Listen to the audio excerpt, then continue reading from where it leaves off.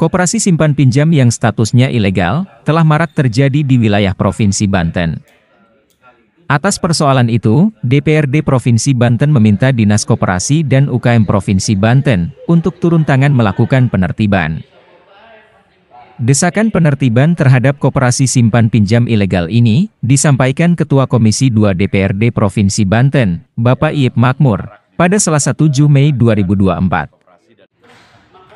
Menurut politisi PKS itu, keberadaan koperasi simpan pinjam ilegal dinilai menyusahkan masyarakat, lantaran memberlakukan bunga pinjaman yang tinggi. Yang marak di Provinsi Banten agar Dinas Koperasi dan UMKM segera melakukan evaluasi, agar Kepala Dinas UMKM, Koperasi dan UKM melakukan identifikasi juga, karena mungkin saja ada koperasi-koperasi simpan pinjam yang dalam kategori tidak berizin. Ya. Jadi kami tadi sudah menyampaikan di Komisi 2 agar Dinas Koperasi dan UMKM Provinsi Banten untuk segera menindaklanjuti, untuk segera melakukan evaluasi terhadap koperasi-koperasi yang ada yang beroperasi di Provinsi Banten.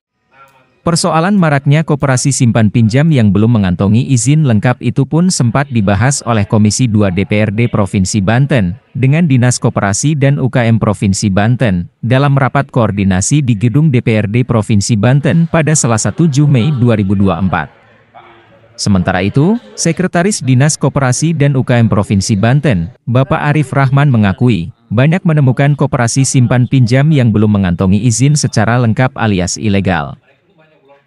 Ia menjelaskan bahwa dari 632 koperasi simpan pinjam di Provinsi Banten yang sudah berizin, baru sekitar 25 hingga 30%.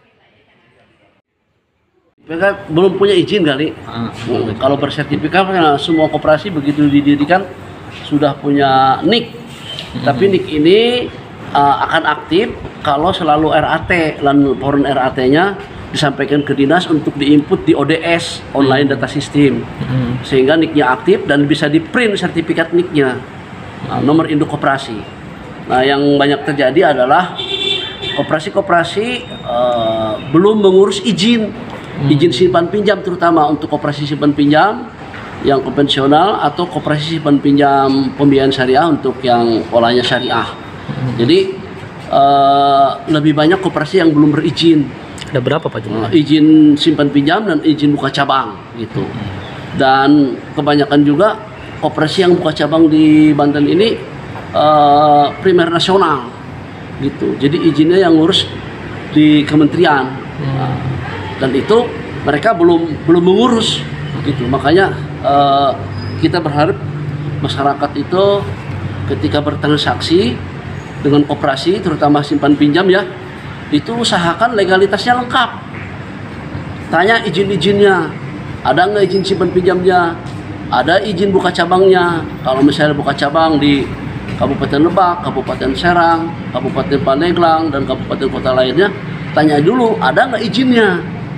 Gitu. Biasanya kalau koperasi yang sudah berizin, seluruh izin-izin dan legalitasnya itu ditempel di kantor koperasi. Bapak Arif juga menjelaskan bahwa koperasi simpan pinjam ilegal kerap menerapkan suku bunga yang tinggi kepada yang meminjam uang, padahal menurut aturan lanjutnya, suku bunga pinjaman di koperasi simpan pinjam tidak boleh lebih dari 24%. Dari Kota Serang, jurnalis Kabar Banten, Irfan Muntaha mengabarkan.